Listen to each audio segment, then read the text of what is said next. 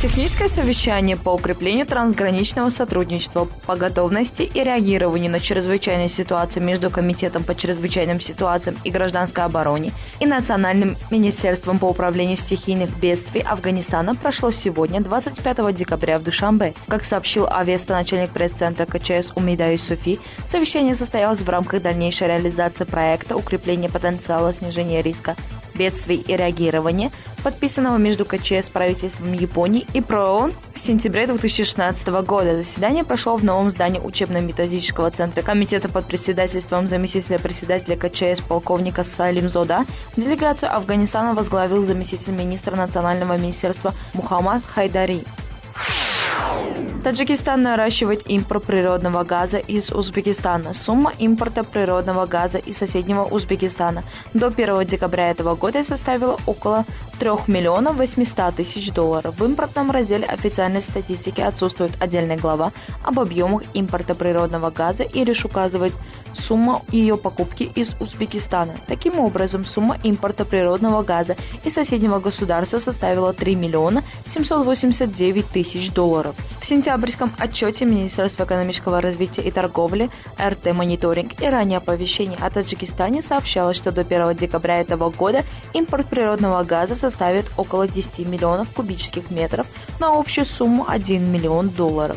Поставки узбекского природного газа в Таджикистан были возобновлены в начале апреля этого года после многолетнего перерыва.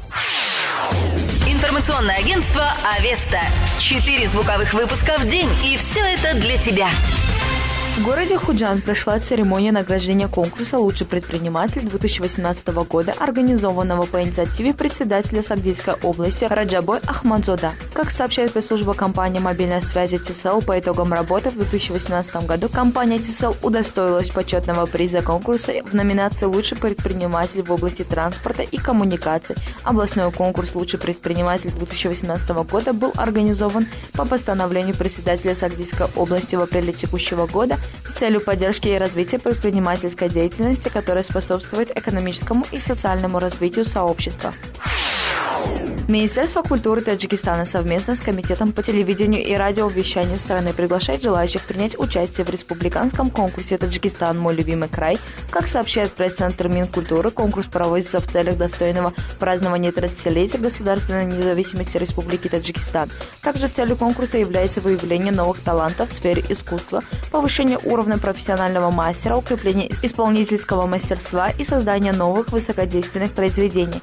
Первый тур конкурса пройдет в городах и районах республики с апреля по май 2019 года. Второй тур в центрах Гбау, Хатлонской и Сагдийской областей в городе Душанбе в июле 2019 года.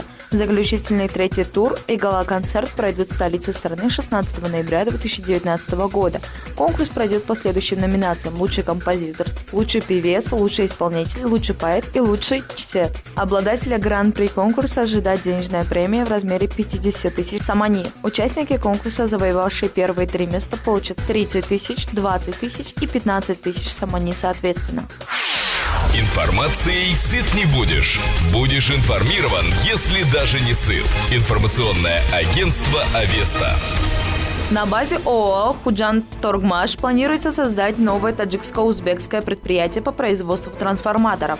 Об этом было подчеркнуто в ходе посвящения указанного общества главы СОГДа Раджабой Ахмадзода. Было отмечено, что будущее предприятие образуется за счет таджикских и узбекских инвесторов с использованием немецких технологий. После пуска предприятия десятки человек будут обеспечены работой, а местный рынок будет обеспечен отечественной продукцией. В Худжанд Торгмаш налажено производство различных видов электрооборудования, в том числе насосных станций.